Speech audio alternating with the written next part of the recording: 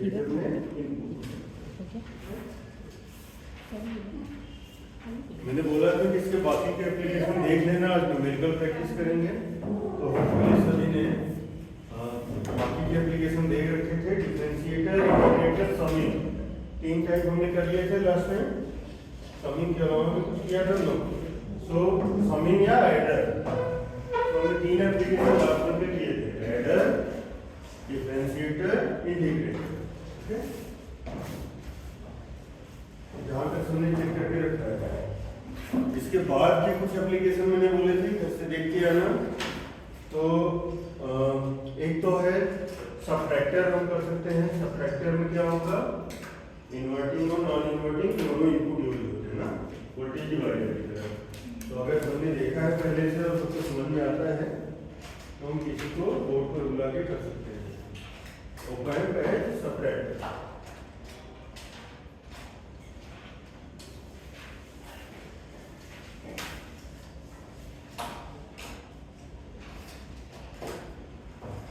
इसमें inverting feedback के साथ साथ हम नॉन इन्वर्टिंग इनपुट भी देखते हैं। यूजुअली जो डायग्राम बनाते हो आप, जस्ट मुझे ये प्रूव करके दिखाना है आप लोगों को कि आपने घर में देखा है एंड यू अंडरस्टैंड। तो ये हमारा इनपुट था इन्वर्टिंग का और ये नॉन इन्वर्टिंग का। ओके, और एग्जैक्टली सेंटर में बनाना, ये हमारा आउटपुट रहता है। तो ये तो रहा basic representation of any output ना। और पावर सप्लाई है पर वो हिडन रहता है, हम यूजुअली उसको एप्लीकेशन पार्ट में दिखाते हैं। VCC या VES जो हम बोलते हैं ना, पावर सप्लाई को हम शो नहीं करते हैं। तो इनपुट में, इनपुट पर हम फीडबैक लूप लेते हैं। RF हमने लास्ट टाइम नाम दिया था इसको, फीडबैक रजिस्टर RF होता है। फिर इनपुट रजिस्टर, इनपुट रजिस्टर को हमने लास्ट टाइम RI नाम बोला था। तो यहाँ तक का जो फीडबैक लूप है इन्वर्टिंग एम्पलीफायर का, वो तो कॉमन रहता है। बट जब सबट्रैक्टर के लिए इसको यूज करते हैं ना, तो सबट्रैक्टर 2 वोल्टेजेस को सबट्रैक्ट करना है। एडर में कैसे बनाया था, जिनको ऐड करना था उन्हें कहाँ कर रहे थे, सबको इन्वर्टिंग इनपुट पर एक साथ अप्लाई कर रहे थे ना।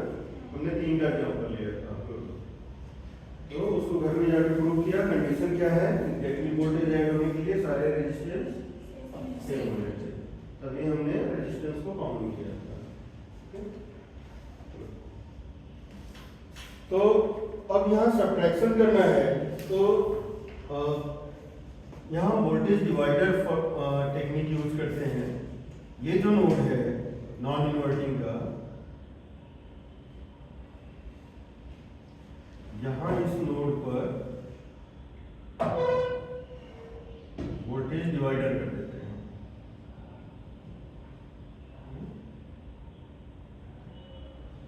ग्राउंड है, ये ग्राउंड का मान लो ये एक है और ये दूसरा है। तो इनके बीच में जो voltage supply, suppose this is V2 and this is V1।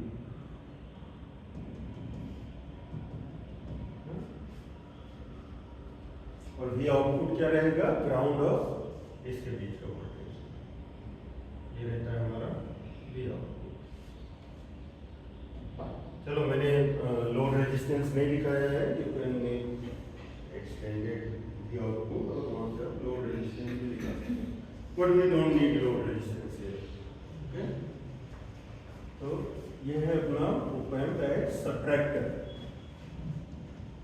अब किसी ने भी घर में छोटा सा भी ट्राई अगर किया है, इन रेजिस्टेंसेस को कुछ नाम दे देते हैं। इनपुट को RI दिया है मैंने, और इन दोनों को हम R1 R2 नाम दे सकते हैं। वोल्टेज डिवाइडर के लिए जो हम यूज कर रहे हैं, इसको मैं R1, इसको R2 बोल सकता हूँ। ठीक है, तो ऑलमोस्ट चीजें हमने बना ली।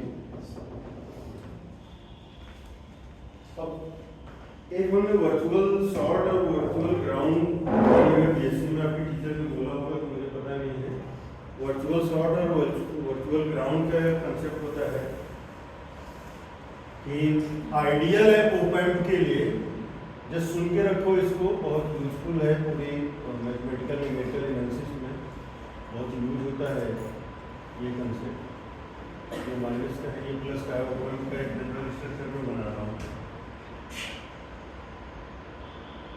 इस तरह का जो कॉम्बिनेशन है आइडियल ओप एम्प में, ये बोलता है ये कॉम्बिनेशन कि हमारा इनपुट इम्पीडेंस ऑलमोस्ट इनफाइनाइट है, आइडियल के केस में इनफाइनाइट। अंदर कोई करंट गया नहीं, अंदर कोई करंट गया नहीं तो there is no voltage drop inside of that, whatever is potential here will be the potential here. तो एक तरीके से these two input terminals are shorted with, short करके मतलब उनके बीच में कोई वोल्टेज डिफरेंस है, इसको हम बोलते हैं वर्चुअल शॉर्ट। एक का जो पोटेंशियल होता है उसका पोटेंशियल दूसरे पे। आइडियल केस में प्रैक्टिकली एग्जैक्ट वैल्यू नहीं होती है, practically you will find some difference, okay. और इसी का स्टैंडर्ड पार्ट है कि मान लो मैंने एक इनपुट को ग्राउंड कर दिया, एक इनपुट टर्मिनल को ग्राउंड कर दिया, तो दूसरा इनपुट टर्मिनल भी वर्चुअली ग्राउंड में है, क्योंकि दोनों सेम पोटेंशियल पे है। एक का पोटेंशियल अगर जीरो किया तो ऑटोमेटिक दूसरा भी जीरो होगा। ये सब आइडियल केस में है, virtual short and virtual ground. अगर आपने बीएससी में पढ़ा है तो आपको याद होगा, नहीं पढ़ा है तो दोबारा रिवाइज कर लेना। ऑनलाइन बहुत सारे लेक्चर अवेलेबल हैं, बहुत छोटा सा कंसेप्ट है virtual short and virtual ground.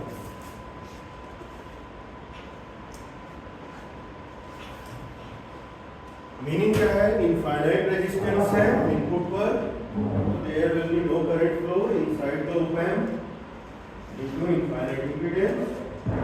So whatever is voltage at one input will be the voltage at the other input. और एक इनपुट को मैंने ग्राउंड किया तो due to the shorting condition दूसरा भी वर्चुअली ग्राउंड में आ जाएगा। इसका यूज हम करते हैं बहुत सारे सर्किट एनालिसिस के लिए, जैसे ये सबट्रैक्टर वाले में हम यूज करेंगे इसको, ओके। तो अलग अलग नोड्स हैं, नोड्स को कुछ नाम दे दो। मान लो ये जो नोड है जहाँ पे जंक्शन बनता है उसको नोड बोलते हैं ना इलेक्ट्रॉनिक्स। तो इस नोड को हम क्या बोलेंगे, suppose this is your A and this is your B, या आप वैसे वर्षा भी ले सकते हो। बहुत सारे लोगों को इन्वर्टिंग को ए बोलना पसंद है, तो नॉन इन्वर्टिंग को बी बोलते हैं, क्योंकि इन्वर्टिंग का एप्लीकेशन ज़्यादा है। As an amplifier inverting is more useful, non inverting is good for the filtering और better for the oscillation. Amplification के लिए inverting mode is more useful. तो अब इस सर्किट की एनालिसिस करनी है हमें, कैसे करें? हमें दिखाना है फाइनली कि VO is nothing but V1 minus V2 और V2 माइनस V1। ट्राई कर सकते हो, ट्राई करें हम लोग नोड, अलग अलग नोड पे KCL और KVL अप्लाई करते हैं, ठीक है। चलो ट्राई करते हैं। आपको पता है इस नोड पर वोल्टेज कितना आएगा?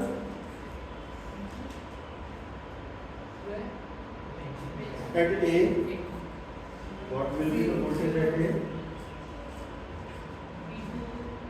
R1 पे जितना वोल्टेज ड्रॉप हो गया उसके बाद जो बचा V1 में से वो R2 के क्रॉस जाएगा, and that will be the voltage at A. At A, हाँ? इसको कैसे हम फाइंड करते हैं?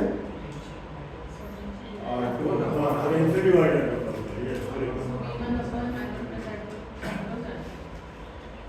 यस, अगर हमें R2 के क्रॉस चाहिए तो R2 upon R1 plus R2 into V1। R2 के क्रॉस चाहिए तो कैसे निकालोगे? Voltage at A, V at A using voltage divider formula. इसके क्रॉस चाहिए R2 अपॉन कहाँ कहाँ डिवाइड हो रहा है? R1 प्लस R2, और डिवाइड कौन हो रहा है? इनपुट V1 नहीं सॉरी V2, सॉरी मैंने रॉन्ग बोला था, V2 है। ओके, V2 गया, दो रेजिस्टेंस में डिवाइड हुआ, and from the Ohm's law voltage drop is proportional to resistance. So from there we derive this formula voltage divided by current. ठीक है, यहाँ तक किसी को कुछ डाउट है? ये सब बहुत एलिमेंट्री है ना, ये सीमें को किया होगा। अभी हमें VA मिल गया, and as per the virtual ground the voltage at VA will be the voltage at VB, sorry, at B, voltage at A will be voltage at B. So using virtual ground, VA equals to VB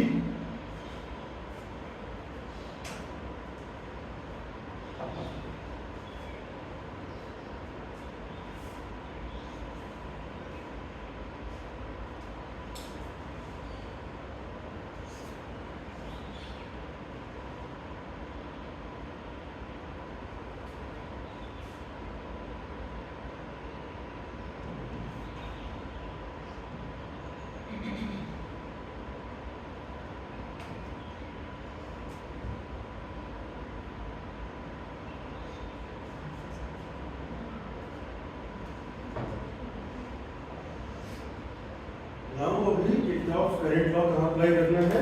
B node, sorry B node है ना, हाँ yes, ए और B अक्सर लोग interchange करके लिखते हैं।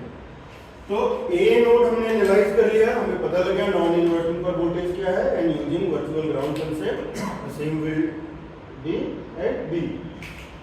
Now apply your Kirchhoff current law at node B. What will be the outcome at node B? I equal to IL in ideal cases. हम सारे न्यूमेरिकल एनालिसिस आइडियल केस के लिए करें, okay? And now you have to find the current across these two voltage differences. ध्यान रखना VA is not zero, तो VB is non-zero. There is some value.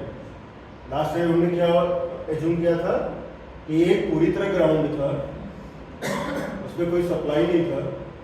जब हमने एडर के लिए किया था, एडर वाला डायग्राम देखो, नॉन इन्वर्टिंग को डायरेक्ट ग्राउंड किया था, देयर वाज नो सप्लाई, तो यहाँ पे कोई वोल्टेज था नहीं, वहाँ पर बी पर कोई पोटेंशियल डिफरेंस था नहीं, तो ये ग्राउंडेड था, नो सप्लाई था। तो हमने डायरेक्ट क्या किया था, voltage upon resistance equal to I1। यहाँ पर there is a voltage difference between these two points. क्या होगा voltage difference? V1 minus VB upon RI is IL। Just substitute the values,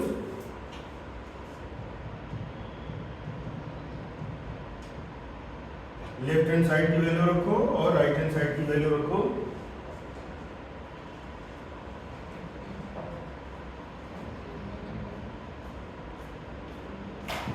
confusion है तो पूछना क्या हो रहा है, कैसे हो रहा है, अगर नहीं समझ में आ रहा तो कुछ नहीं होगा।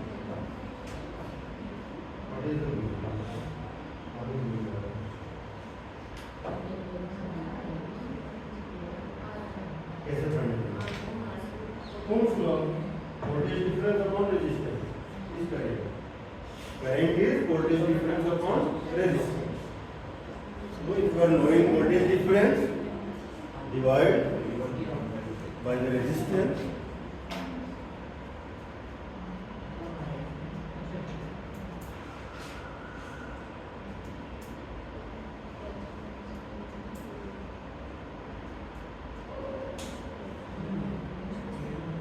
इसके आगे के सारे स्टेप्स खुद से कर लोगे जल्दी जल्दी। इसमें नया क्या ट्रिक सीखा हमने? Virtual short and virtual ground, जो कि हमें पहले जरूरत नहीं हो रही थी। वहाँ पे एक टर्मिनल पूरी तरह ग्राउंडेड था, तो हमें जरूरत नहीं हो रही।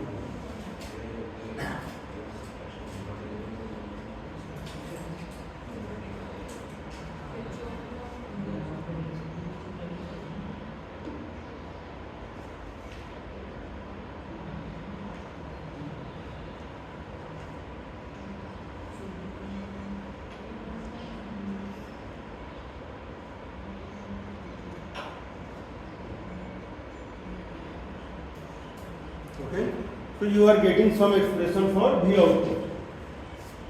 आउटपुट वोल्टेज के लिए सबको कुछ एक्सप्रेशन मिल गया, but again V output is not exactly V1 minus V2. We need some factor, some resistance factor. V output निकाला हमने, V output कहाँ से लुट पड़ी? VV minus VO upon R. Yes. Now both are equal. दोनों को एक side लाओ, राइट हैंड साइड को 0 कर दो। या V आउटपुट को सेपरेट कर दो, बाकी सबको एक साइड ले लो।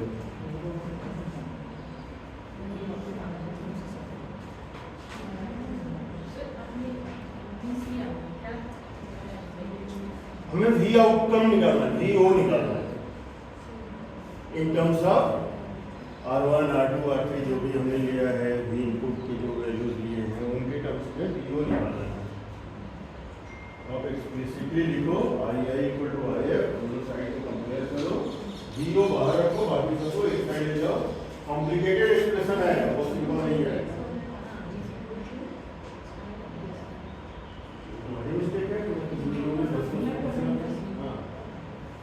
जिनके लेक्चर मिस होते हैं वो उनकी रिस्पॉन्सिबिलिटी है कि उन्हें फ्रेंड से डिस्कस करो what was happened in the lecture और प्रैक्टिस करके आओ, नहीं तो ऐसा लगेगा कि हमें कुछ समझ नहीं आ रहा।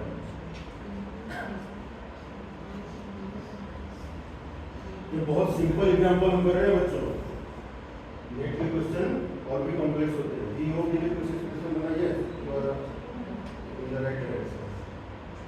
थोड़ा सा लंबा एक्सप्रेशन आ रहा है, वीओ प्रेस कर देते हो। So let me tell you. So it is 1 plus, okay sorry, मैं डायरेक्ट साइन के साथ बता रहा हूँ आप लोगों को।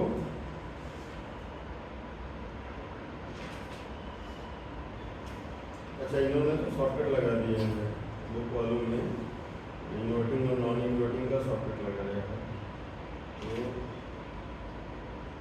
तो इनके अकॉर्डिंग थोड़ा सा लंबा एक्सप्रेशन आ रहा है। V O equal to minus R F upon R I into V one कौन सा वाला लिया इन्होंने, हाँ यस करेक्ट है। तो according to simplified expression V O equal to minus R F upon Ri V1 plus 1 plus Rf upon Ri, non inverting का gain apply कर दिया, into Rf upon Ri plus Rf upon Ri plus Rf V2। इतना बड़ा expression आ रहा है।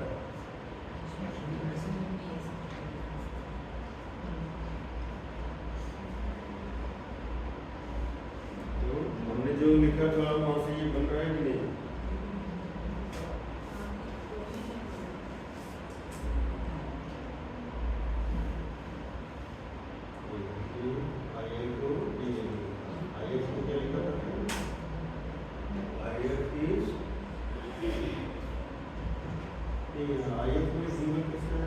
अच्छा तुमने इसी वैल्यू में यहाँ लिख दिया क्या?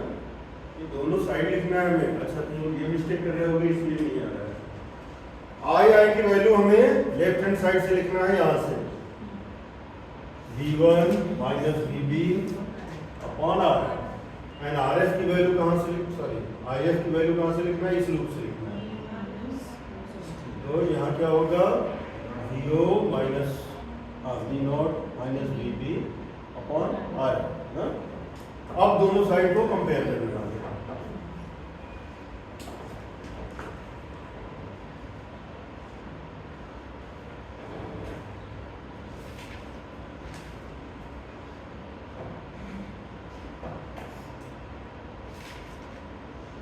इन्होंने एक शॉर्टकट यहाँ पे यूज किया है। शॉर्टकट यूज किया है कि voltage gain through non inverting amplifier arrangement is 1 plus RF upon RI into V। वो शॉर्टकट यूज करने से उसको डायरेक्ट सब कुछ RF और RI के टर्म में मिल गया। हमें पूरा डिटेल जाने से मिल रहा है कि ऐसा चेक करना है।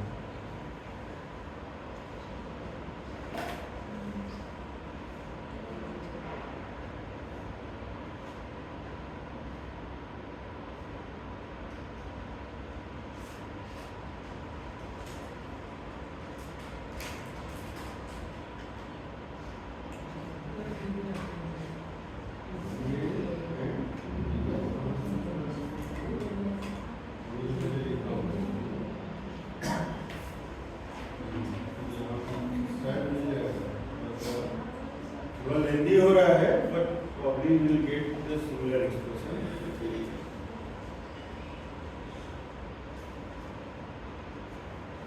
हमने ऑलरेडी VA की वैल्यू निकाला हुआ है, VA is equal to VB। यहाँ VB की जगह इसको सब्स्टिट्यूट करोगे तो probably you will be getting the same. शायद वो नाम अलग अलग होंगे, नहीं नाम भी ठीक लिखा है मैंने, RI RF R1 R2, हाँ ठीक है, मिलना चाहिए। थोड़ा सा लेंदी हो रहा है, ट्राई करो।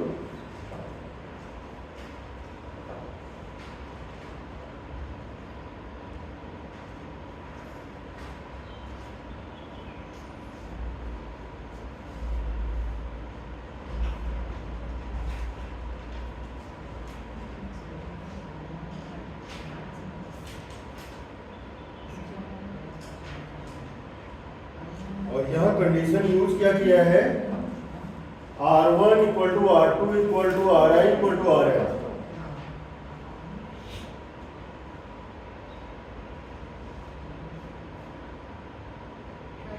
R1 equal to R2 equal to R3 equal to RF। ये कंडीशन आपको लास्ट में अप्लाई करना है to get VO equal to exactly V2 minus V1 या V1 माइनस V2 जो भी आना है। VO इक्वल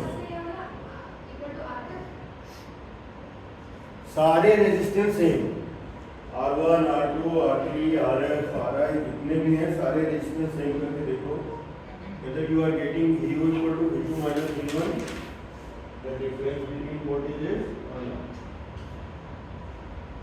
जो लाइन मैंने लिखी है V आउटपुट की, वहां से वेरीफाई करके देखें हम, सारे रेजिस्टेंस सेम है। ये बना हुआ माइनस V1, यहाँ देखो 1 प्लस 1 2 और ये R 2R, तो 2 से 2 cancel, exactly V2 minus V1 it is satisfied. मिल रहा है, चारों रेजिस्टेंस सेम कर दिया तो ये सारा कंफ्यूजन चला जाएगा, किसको R1 बोलना है किसको R2 बोलना है, सबको R बोलना है। In a special case when all the resistances are the same।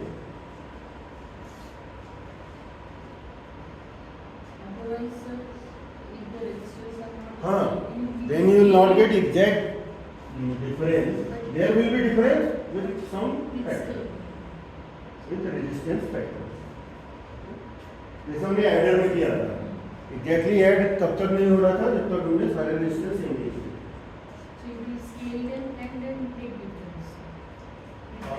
Yes, you can say not scaling but taking every resistor at the same scale, ऐसे बोलो।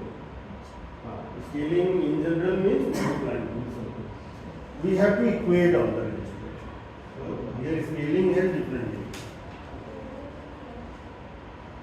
तो आपको जो भी एक्सप्रेशन VO का मिल रहा था, सारे R सेम करने से आपको V2 माइनस V1 मिल रहा है क्या, बस वो वेरीफाई है, ठीक है। बाकी बुक ने कैसे किया वो डिफरेंट मैटर है, एक बार बुक लिखने वाले तो शॉर्टकट यूज करते हैं, तो let us not go with that. हमें डिटेल प्रोसेस पता होना चाहिए। VA निकाला, VA VB using virtual ground condition या वर्चुअल शॉर्ट कंडीशन, दोनों सेम ही है। जैसे हमें VB मिल गया, हमने अलग अलग करंट निकाल लिया और उस करंट से हमने V आउटपुट निकालने की कोशिश की। इन स्पेशल केस में all the resistances are same.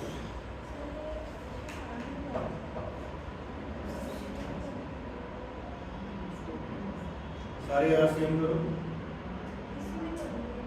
हाँ अच्छा, तुम्हारे 2 टर्म आ रहे हैं क्या? पूरा कॉमन आ रहा है दोनों जगह, तो 1 प्लस करेक्ट तो आ रहा है, एग्जैक्टली मैच हो रहा है उससे। कॉमन तो निकालो उसको, जितना सेम आ रहा है उसको कॉमन निकालो। 1 प्लस आ रहा है तो 1 आ रहा है। तुम लोग बहुत जल्दी डर जाते हो, थोड़ा सा लंबा एक्सप्रेशन हो रहा है, just try to identify which terms are common, उसको निकालो बाहर। Remaining will match with this final expression.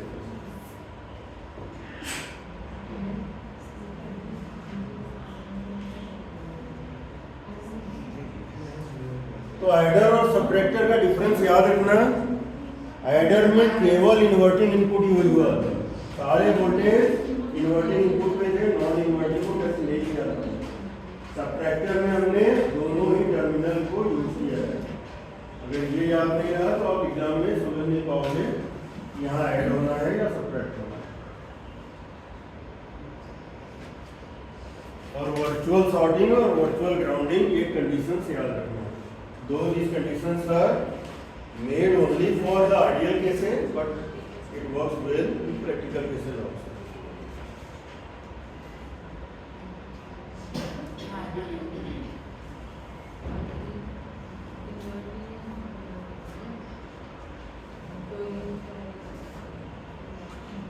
ये तो चलो सिंपल सा सर्किट है, इतना आसान भी पूछा गया है, गेट में आया हुआ क्वेश्चन है, जस्ट उसमें वैल्यू गिवन होगी, आपको V1 V2 सारे यार दिए होंगे तो CU निकालना है। और वहाँ पे सारे यार अलग होते हैं, जो एग्जाम में पूछेंगे ना वहाँ डायरेक्ट माइनस आप नहीं कर सकते, वहाँ सारे रजिस्टर्स अलग देते हैं। तो until you understand this long process आप उसको सॉल्व नहीं कर पाओगे। इस सर्किट में क्या कैसे किया, इसमें किसी को कुछ डाउट है तो पूछ सकते हैं। बीच में मैथमेटिकल स्टेप घर में वेरीफाई कर लेना, तुमसे नहीं हुआ, छोटा सा है बट आपको थोड़ा लेंदी लगता है तो कर जाते हो, घर में ट्राई करना है। हाँ दोनों लेट आए थे।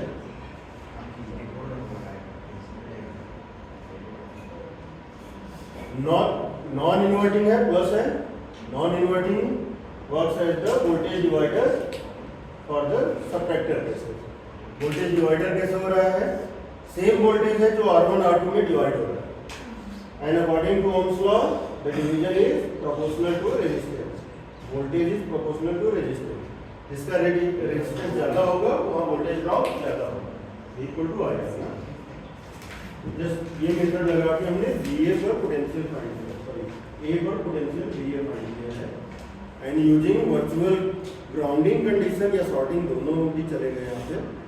VA is nothing but VB.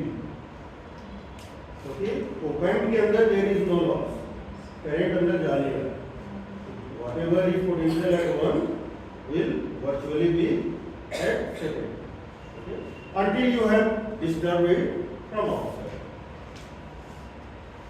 तो VB हमें मिल गया, now we know II equal to IF, ideal case, तो वहाँ से हमने II की वैल्यू निकाला, IF की वैल्यू निकाला, and by comparing both we have found the value of VU. तो फाइनल आउटकम क्या है, subtraction of 2 voltages, 2 into adder का नाम एडर क्यों था, वहाँ आउटकम जो था वो ऐड हो रहा था, तीनों ऐड हो रहा था। इससे पहले हमने इंटीग्रेटर और डिफरेंशिएटर किया था, क्यों किया था, जो VO आ रहा था एक में इंटीग्रेशन के समय आ रहा था, दूसरे में डिफरेंशिएशन। तो VO का जो फॉर्म होता है उसके हिसाब से ओपैम्प के एप्लीकेशन का नाम होता है। अब दो सर्किट और बहुत पॉपुलर है इसके, और जब भी मैं कहूँ घर में देख के आना तो ट्राई किया करो, ये तो क्लास में कॉन्फिडेंस लो रहता है, अगर घर में देख के आए होते हैं तो अपनी सारे स्टेप याद रहे, इतना सिंपल है। बट पहली बार जब हम क्लास में ट्राई करते हैं तो हमें पिक्चर देख के ही डर लगता है, सर ने क्या बना दिया, कैसे होगा, डायग्राम देख के डर लगता है। एक बार घर में ट्राई किए होते हैं ना आपका कॉन्फिडेंस लेवल ऊपर रहता है। ओके, चलो इसका अनदर एप्लीकेशन जो है दैट इज वो ओपैम्प एज लॉगरिथमिक एम्पलीफायर।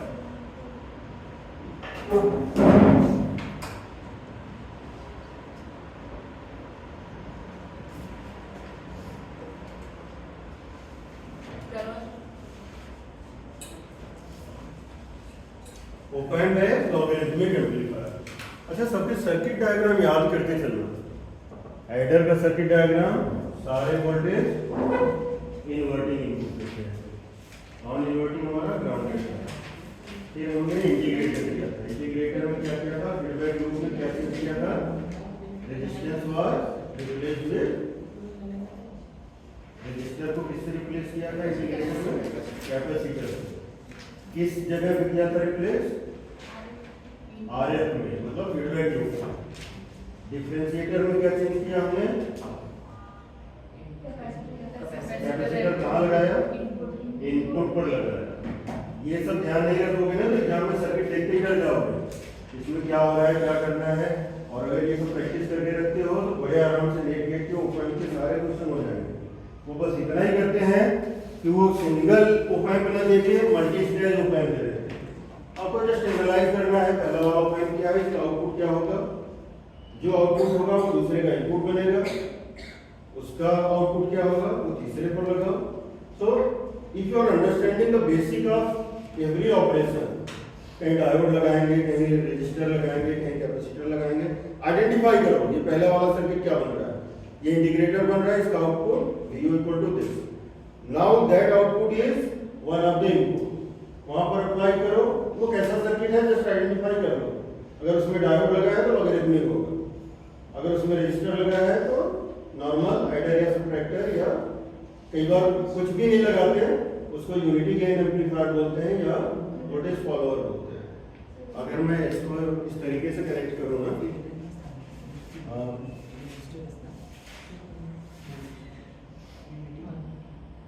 इस तरीके से कनेक्ट करूँ, बीच में कुछ लगाऊं ही नहीं, it is kind of shorting of output to the input. Output जो भी आया उसको पूरा का पूरा इनपुट दे देगा, तो जितना आउटपुट है उतना इनपुट है, there is no gain, means unity gain. तो ऐसे अरेंजमेंट को बोलते हैं यूनिटी गेन एम्पलीफायर। पूरा आउटपुट हमने इनपुट में सॉर्ट कर दिया, there is no loss of voltage between input and output. तो जो VI है वही VO है, तो गेन इज यूनिटी, इसको हम बोलते हैं वोल्टेज फॉलोअर। जो वोल्टेज इनपुट का है वही आउटपुट में फॉलो है, तो एम्प के इस एप्लीकेशन को बोलते हैं वोल्टेज फॉलोअर। तो कई बार आपको कंफ्यूज करने के लिए ये भी सर्किट बीच में कहीं ऐड कर देंगे, आपको वहां समझना है जो इनपुट है वही आउटपुट है। आपको वहां मैथमेटिक्स कुछ ट्राई करना ही नहीं है, that is op amp with unity gain.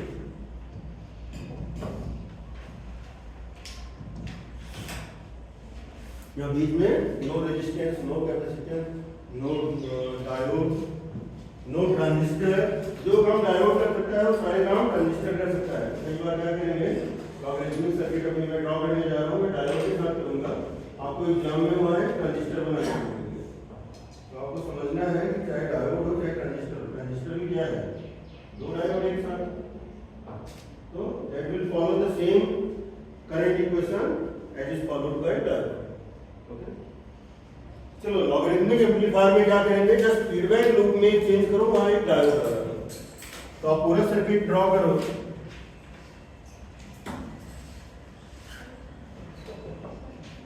Inverting को हमेशा ऊपर दिखाना, नॉन इन्वर्टिंग को हमेशा नीचे रखना।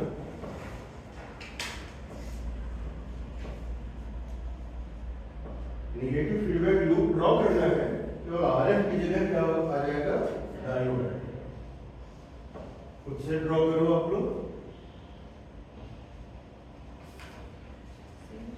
पूरा सर्किट सेम है, नॉन इन्वर्टिंग ग्राउंडेड होगा, नेगेटिव फीडबैक बना रहे हैं, नॉन इन्वर्टिंग ग्राउंडेड, इन्वर्टिंग के साथ RI होगा या R1, जो भी नाम देना है ले लो। फीडबैक लूप में RF की जगह क्या लगा देंगे हम, एक छोटा सा forward bias diode, forward bias diode लगाएंगे, रिवर्स बायस नहीं, क्योंकि हमें सर्किट में करंट पास करना है, रिवर्स बायसिंग करके इनफाइनाइट नहीं करेंगे ना। फॉरवर्ड बायसिंग समझ में आता है ना सबको, ऑलमोस्ट हमने करेक्ट ड्रॉ किया। इसमें V1 V2 पूरा बनाने की जरूरत नहीं है, ये नॉन इन्वर्टिंग नहीं बना रहे हैं, इसको नेगेटिव फीडबैक में जो पहला बनाया था हमने,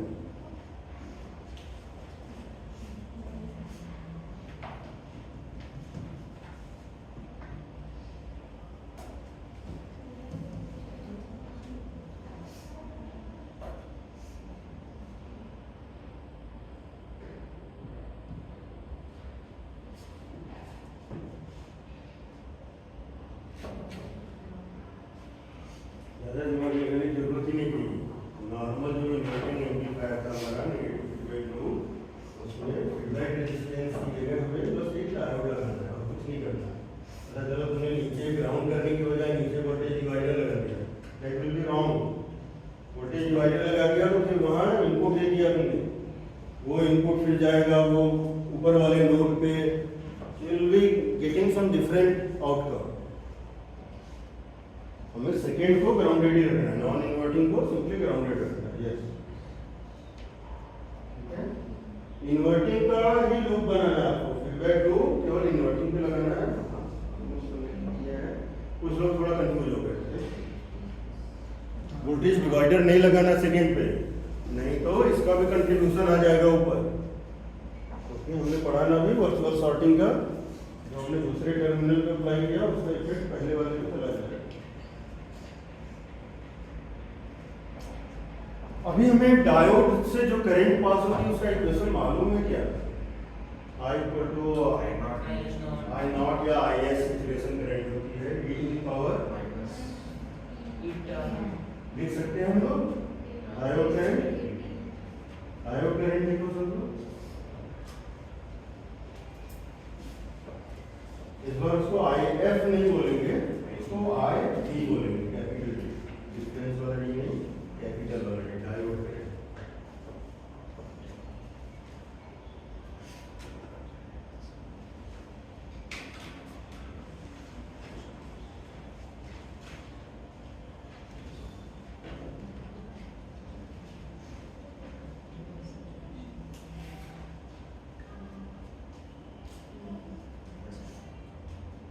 अच्छा, ईटा का यूज करके लिखना, मैंने फर्स्ट लेक्चर में ईटा बोला था। हाँ, आइडेंटिटी फैक्टर ईटा भी रहेगा, तो ये मटेरियल को लेकर तो नहीं करता है, वन ऑफ टू वैल्यू को नहीं करता है। तो क्या लिखना आपने, आई इक्वल टू नहीं लिखना, भूल गया सब, e to the power minus नहीं, माइनस नहीं करना, डिक्रीजिंग हो जाएगा तो इंक्रीज तो करना। Diode current will get increase exponential, minus करोगे तो इंक्रीजिंग दिखाएगा, शुड नॉट इंक्रीज। तो I equal to I not या I D equal to I not e to the power e V upon eta K T minus one. अगर current बहुत ज्यादा है तो उनको हम नेगलेक्ट कर देते हैं। किसी को याद नहीं है, मैंने पहले लेक्चर में ये क्वेश्चन लिखा था, बाकी लोगों ने लिखा नहीं याद है किसी को। Diode current I equals to, usually इसको हम आई डी लिखते हैं, आई एस या आई नॉट, मैंने शायद आई एस लिखा था, बोलते हैं इसको e to the power exponential e V, electron का चार्ज, उसको क्यू वी भी लिखते हैं to differentiate between these two. ये ई एक्सपोनेंशियल वाला है, कोई इलेक्ट्रॉन का चार्ज है, e V upon identity factor eta K T minus के पोर्शन कांस्टेंट, तो इसको कई बार के बी लिखते हैं।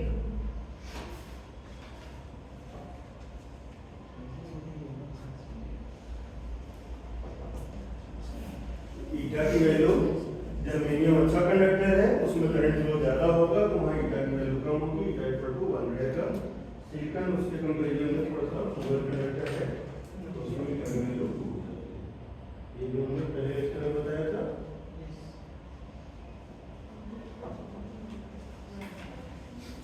आप यहाँ पे वर्चुअल ग्राउंडिंग डायरेक्टली अप्लाई कर सकते हैं, क्योंकि सेकेंड टर्मिनल ग्राउंडेड है, इसमें वोल्टेज कितना है, ग्राउंडेड है तो 0 है।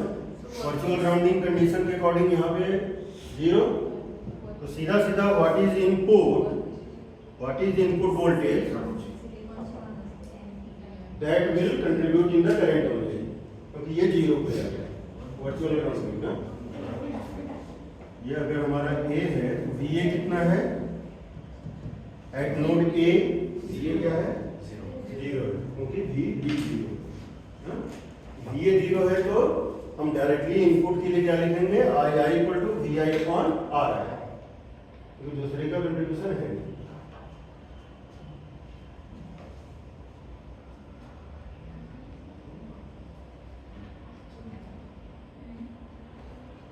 I इनपुट हमें पता है और I आउटपुट हमने अभी लिखा। डायोड करंट दोनों को इक्वल कर दो using Kirchhoff's current law at node A। I equal to ID, IF की बजाय यहाँ क्या बोलेंगे, ID बोलेंगे।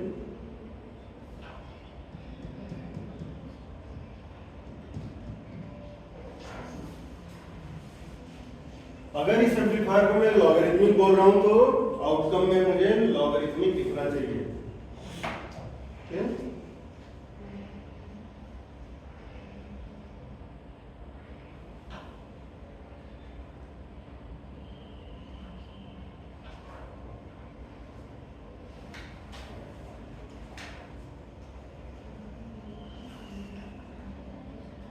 यहाँ डायोड वोल्टेज कितना है, VD, जो V की वैल्यू मैंने फॉर्मूले में लिखा है वो कितना है, डायोड वोल्टेज कितना है, नहीं, जहाँ पर अप्लाई कर रहे हो वो डिफरेंस बताएगा ना, तो किसके किसके बीच का डिफरेंस है, VO माइनस VA, और VA को 0 है, तो VO इज पोटेंशियल डिफरेंस है डायोड, तो V की वैल्यू जो है वो that is nothing but VO। But एक चीज आपको समझना है कि ये इन्वर्टिंग एम्पलीफायर है, तो आउटपुट हमेशा माइनस में मिलेगा, तो पूरा करने के बाद जो वैल्यू आएगी उसको माइनस साइन के साथ लिखना, क्योंकि ये इन्वर्टिंग एम्पलीफायर है। तो अगले स्टेप सारे खुद से करो जल्दी जल्दी।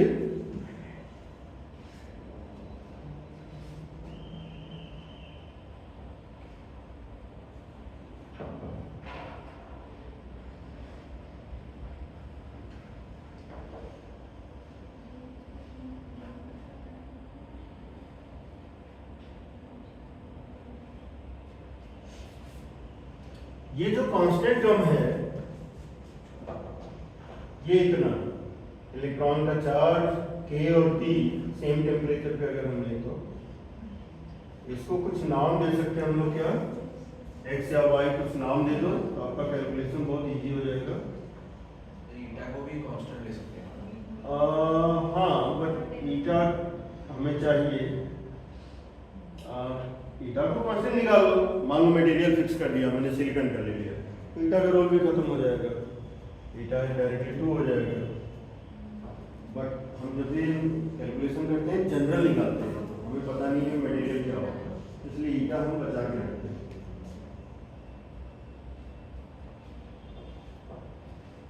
इसको कुछ x नाम दे देंगे तो हमें ये काफी इजी रहेगा रिजॉल्व करना, क्योंकि और we know that this exponential is quite high as compared with 1, तो आप इसको नेग्लेक्ट भी कर सकते हो, 1 वाले पार्ट को नेग्लेक्ट कर सकते हैं। फॉरवर्ड बायसिंग में अच्छी खासी करंट होती है ना, 1 को भी नेग्लेक्ट करना। हाँ 1 को नेग्लेक्ट कर सकते हो, एक्सपोनेंशियली ग्रो कर रहा है और तेजी से ग्रो कर रहा है, तो उसके सामने वो क्या है, बहुत छोटी वैल्यू है। तो for mathematical simplicity you can neglect 1 and you can rename this constant as x, हमारा क्या हो जाएगा ये v upon eta x, so x upon eta v। उसके बाद उसको सिंप्लीफाई करने की कोशिश करो, eta sorry e to the power vx upon eta is quite high as compared with 1, so simplified expression में 1 मत लिखो, ठीक है। बट कंडीशन लिख देना एग्जाम में, अगर इसको लिख रहे हो तो वहाँ लिखना since this is high, very high as compared with 1, so we can neglect 1।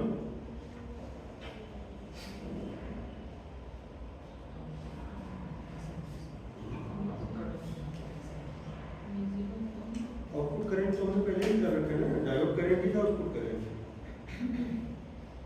तो हमें वहाँ कैलकुलेट करने की जरूरत नहीं है, खाली इनपुट के लिए कैलकुलेट करना था, आउटपुट तो हम डायरेक्ट डायोड करंट लिख सकते हैं ना।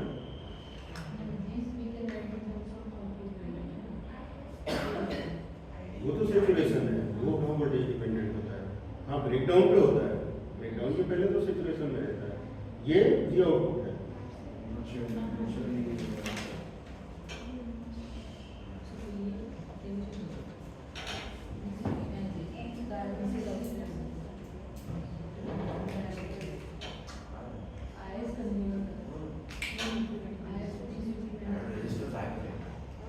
रजिस्टर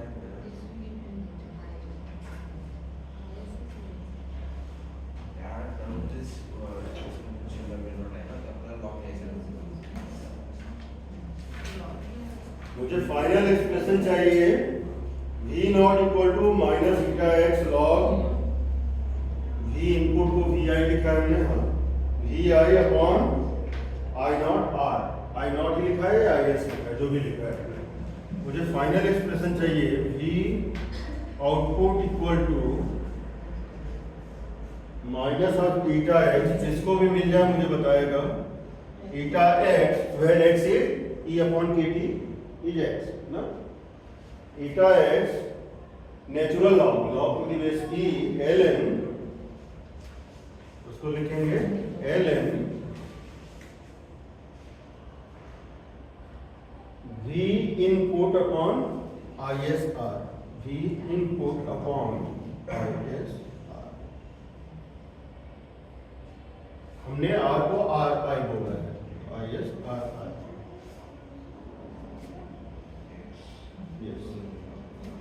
तो जिसको भी ये एक्सप्रेशन मिल रहा है वो बताएगा मुझे। पूरा सारी वैल्यूज को रखने के बाद, वन को नेगलेक्ट करने के बाद, if you are getting something like this, मुझे रिपोर्ट करिए केटी अपॉन ई को एक्स लिया गया, हाँ करेक्ट है, करेक्ट है। मेरे वाले केस में ई अपॉन केटी को एक्स लेने से ही ईटा बाई एक्स मिल रहा है। केटी अपॉन ई को एक्स एज्यूम करना है, ओके, तो आपको ये ईटा मल्टीप्लाई मिलेगा, करेक्ट है, सीडेड करेक्टली, साक्षी ना, प्रांजलि, हाँ डिवीजन में जिनका आ रहा था उन्होंने ई अपॉन केटी को एक्स लिया था। आप अगर केटी बाई ई को एक्स ले रहे हो तो आपको मल्टीप्लिकेशन में मिलेगा, तो जिसने जो भी एजम्पशन किया है उसके अकॉर्डिंग। अगर डायरेक्टली इसको एक्स लिख रहे हो तो ईटा बाई एक्स मिलेगा, और इसके इनवर्स को एक्स लिख रहे हो तो ये मल्टीप्लाई में मिलेगा।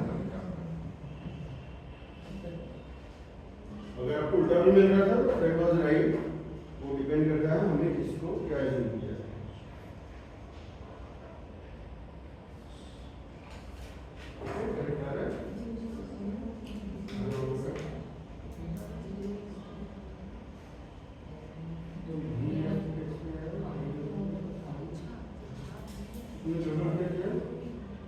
आई डी हमें मालूम था, आई हमें मालूम था, ये इसको डायरेक्टली इसके इक्वल किया,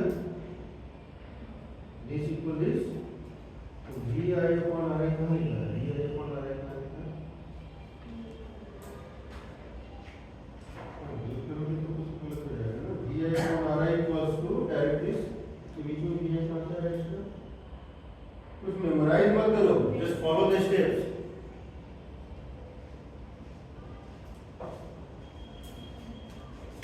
I equals to ID. I is nothing but VI upon R equals to this expression. Now you have to simplify that expression only in the limit when 1 is neglected. तो -1 वाला part हट गया, केवल अपने पास ये exponential है, log ले लो दोनों साइड का, एक्सपोनेंशियल हट जाएगा, ठीक है। So since your output comes in the form of log, this amplifier combination is known as logarithmic amplifier.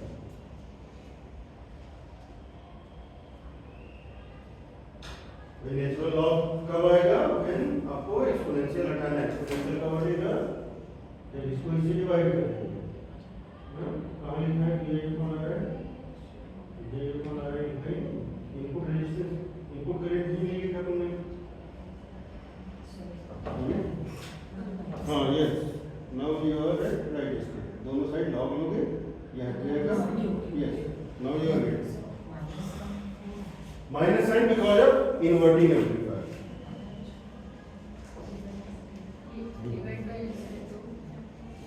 तो हमें मेंशन करना होगा कि हमने एक्स किसको लिया है। ईटा पूरे को नहीं ले सकते ना, ईटा वेरी करेगा ना बेटे, ईटा को बाहर रखो, बाकी सबको एक्स। हाँ ले सकते हैं when we know the material, हमें ईटा की वैल्यू पता है, नहीं it is a constant, but हमने इन जनरल के लिए निकाला इसलिए ईटा आएगा एक्सप्रेशन में।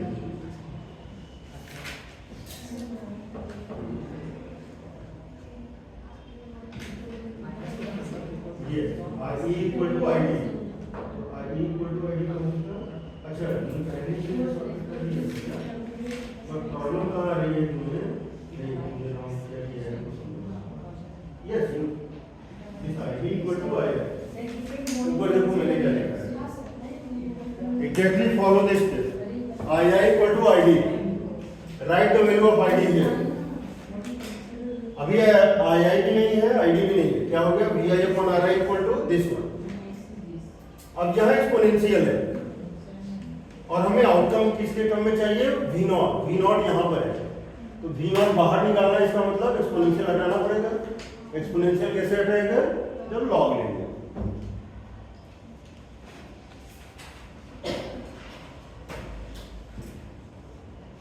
अब मैं कहूँ एक्सपोनेंशियल एम्पलीफायर बनाना है या एंटी लॉगरिथमिक एम्पलीफायर बनाना है तो क्या ट्रिक लगाएंगे डायोड को इनपुट में ले लेंगे डायोड को इनपुट में ले लेंगे तो फिर output as it is input के फॉर्म में आ जाएगा हमें लॉग लेने की जरूरत नहीं होगी e की पावर के फॉर्म में डायरेक्ट तो इनपुट रेजिस्टेंस को किससे रिप्लेस कर देंगे डायोड से वो बना लो एंटी लॉगरिथमिक एम्पलीफायर खुद से आउटपुट में फीडबैक में क्या आ जाएगा आरएफ डायोड वहां से आपके इनपुट में आ जाएगा तो आरएफ की जगह डायोड हो जाएगा और डायोड की जगह आरएफ सब लोग एक बार ट्राई करो एंटी लॉगरिथमिक एम्पलीफायर या एक्सपोनेंशियल एम्पलीफायर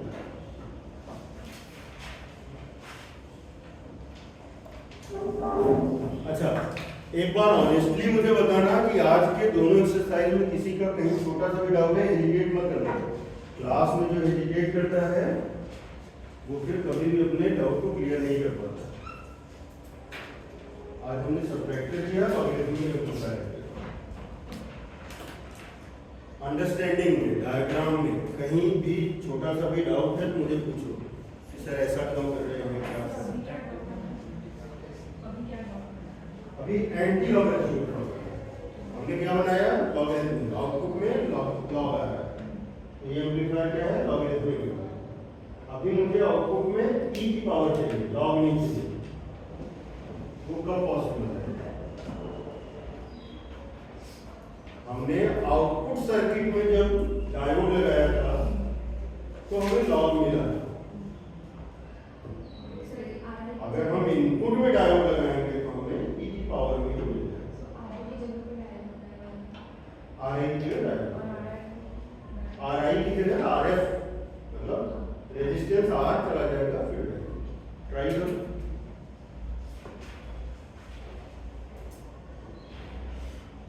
एग्जाम में ऐसे सर्किट देखते ही आपका दिमाग एक्टिव हो जाना चाहिए कि this is nothing but logarithmic amplifier anti logarithmic differentiator integrator अब ट्राई करें क्या इसका आउटपुट ई पावर में आ रहा है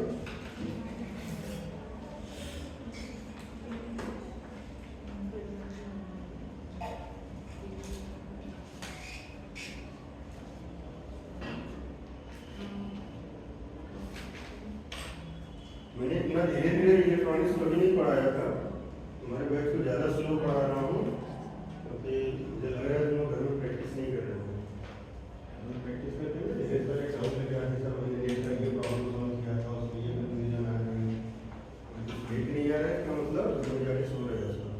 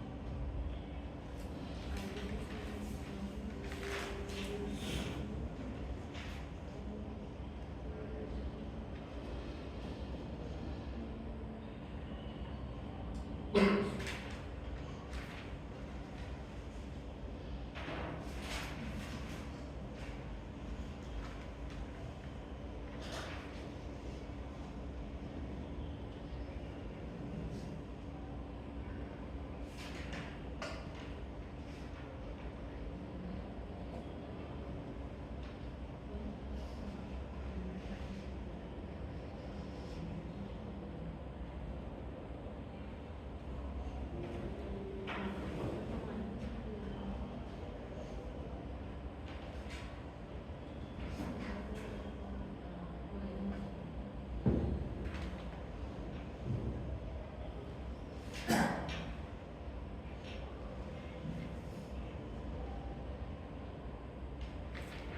यहाँ पे भी -1 नेगलेक्ट कर सकते हैं। हाँ। यहाँ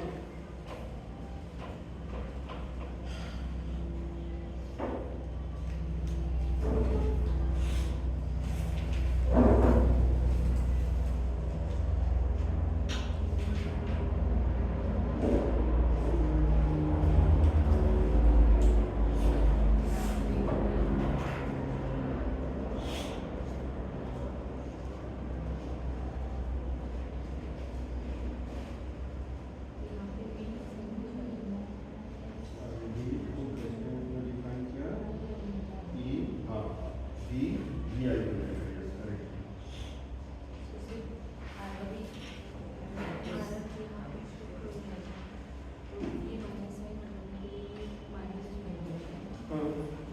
इन्वर्टिंग है, विल ऑलवेज गिव माइनस।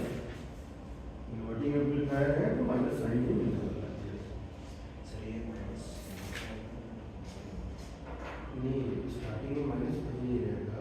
ये अच्छा, तुमने पहले ही जूम कर लिया था। ये पहले नहीं, हमेशा आउटपुट के बाद माइनस लगाओ। पहले मैग्नीट्यूड आने दो उसको, VO इक्वल टू जो भी आ रहा है आने दो।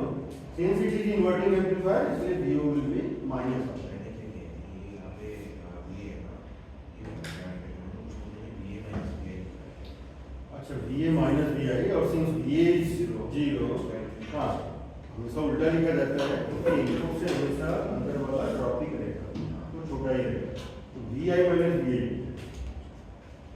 क्योंकि input will be at higher voltage, VL बीच में आ रहा है ना तो हमेशा लोअर वोल्टेज पे रहेगा।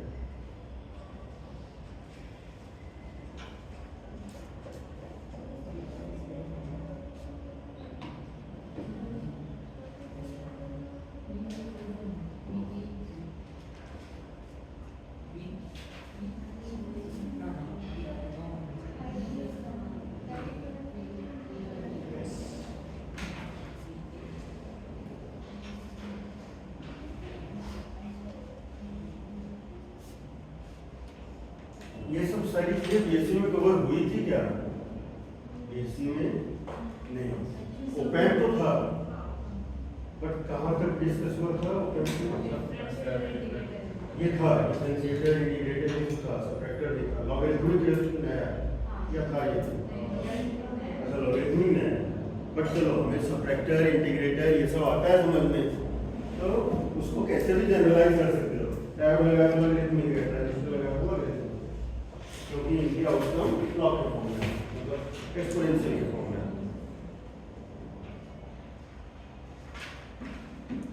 ठीक है, एक जस्ट टेस्ट करने के लिए मैं देखना चाह रहा हूँ कि मल्टी स्टेज, मैं सपोज 3 स्टेज कॉम्बिनेशन दूँ आपको, तो हमें मालूम है कि गेन क्या होगा, हर स्टेज के गेन का मल्टीप्लिकेशन होगा। अगर मल्टी स्टेज ओपैम्प है तो gain of the total cascading is multiplication of individual gains. A1 मान लो पहले का गेन है, A2 दूसरे का, A3 तीसरे का, तो total gain will be A1 into A2 into A3। Gain is multiplicative, okay. Multi stage देने के बजाय पहले मैं सिंगल स्टेज का चेक तो करूँ, सबको समझ में आ रहा है क्या? इन्वर्टिंग नॉन इन्वर्टिंग सबको ठीक से समझ में आ रहा है क्या?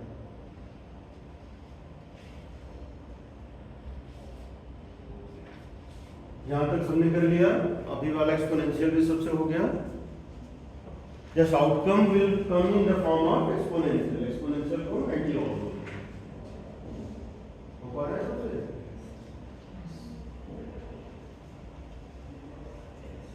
तो बहुत आसान है ये सब।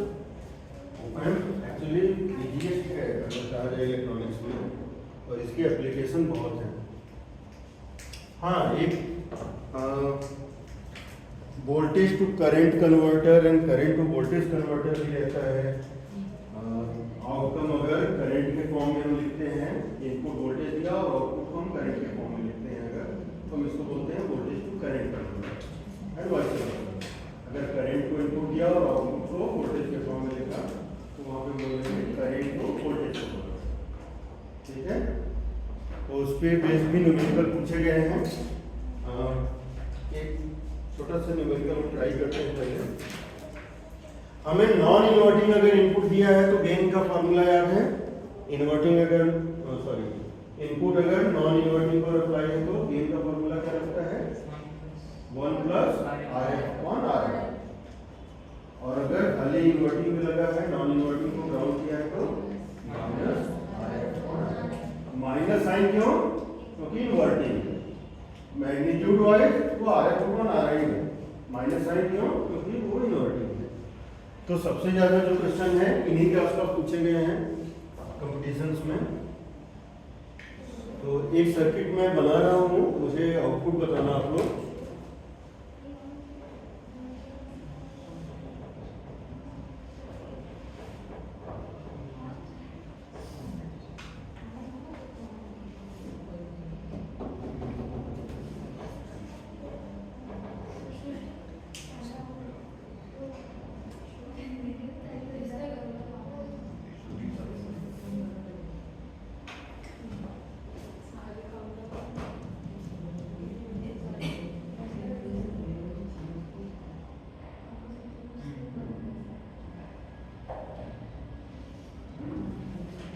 अच्छा, मैंने एक चीज बताना भूल गया था अपने इंटीग्रेटर में बेटर टू से डिफरेंशिएटर में, जहाँ पे हमने इनपुट पर कैपेसिटर यूज किया। डिफरेंशिएटर में इनपुट पे कैपेसिटर यूज किया। अगर हम वहाँ डीसी सप्लाई करते तो कैपेसिटर इनफाइनाइट रेजिस्टेंस क्रिएट करता, इनपुट पास ही नहीं होने देता। तो बहुत स्मार्टली आपको आइडेंटिफाई करना है एग्जाम में क्वेश्चंस को। अगर डीसी सप्लाई लगाते हैं और वहाँ कैपेसिटर लगाते हैं तो कुछ पास होने ही नहीं रहेगा। कैपेसिटर अगर इनपुट में लगा रहे तो सप्लाई कैसे चाहिए हमें? एसी में चाहिए। हाँ, ये तो कैपेसिटर पास नहीं करेगा।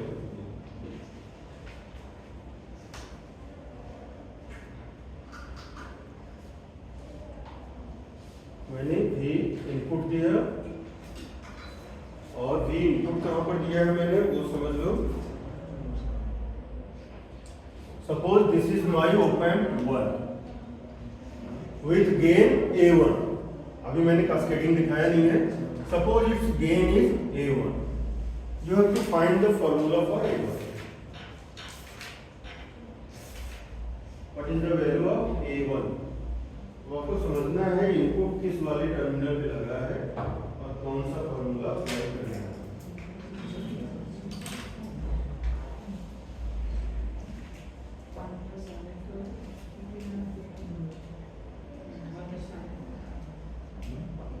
कुछ लोगों ने कर भी लिया।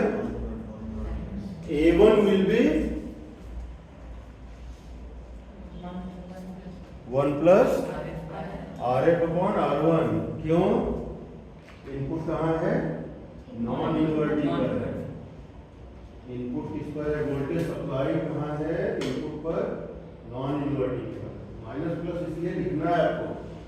अगर आपने सर्किट डायग्राम में माइनस प्लस नहीं लगाया ना, आप कभी समझोगे नहीं कि 1 प्लस क्यों लगा और बिना 1 का क्यों लगा।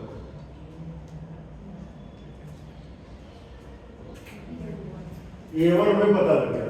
अभी मैं क्या करूं, इसमें मल्टी स्टेज मुझे क्रिएट करना है। तो सपोज इसके आउटपुट से एक और इनपुट कनेक्ट कर दो। तो जब भी हम बाइसिंग करते हैं, मैंने बताया register biasing is favours small fluctuation को ड्रॉप करने के लिए। तो जब भी आप एक सर्किट को दूसरे से कनेक्ट करते हो थ्रू रजिस्टर करते हो, जिसको हम डायरेक्ट कपलिंग बोलते हैं। अगर हमें इनडायरेक्ट कपलिंग करनी है तो क्या यूज करते हैं? कैपेसिटर या इंडक्टर यूज करते हैं। हम यहाँ डायरेक्ट कपलिंग करने वाले हैं तो थ्रू रजिस्टर कपल करेंगे दूसरे के इनपुट को। तो सपोज ये जो भी आउटपुट आया इसको मैंने एक दूसरे रजिस्टर के थ्रू R2 के थ्रू नेक्स्ट एम्पलीफायर का इन्वर्टिंग इनपुट बना दिया।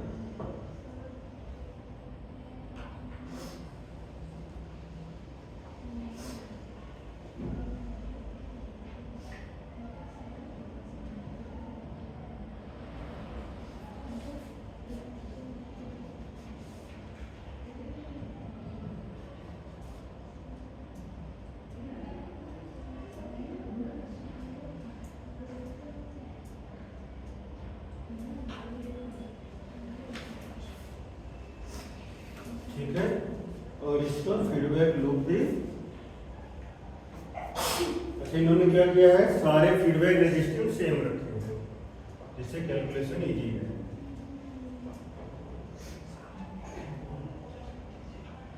ये भी आ रहा है, यही रखा है। ओके,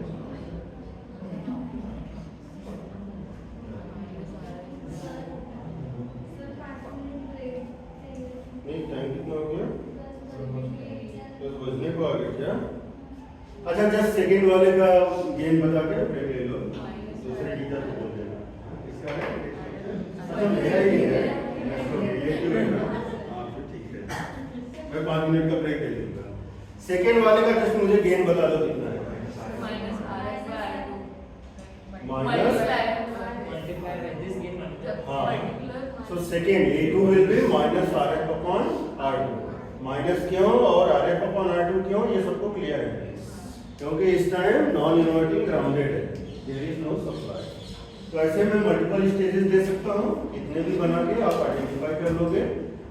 और सपोज ये A2 है, तो टोटल A कितना होगा, A1 into A2। ऐसे ही अगर ढेर सारे हैं तो यू कैन डू।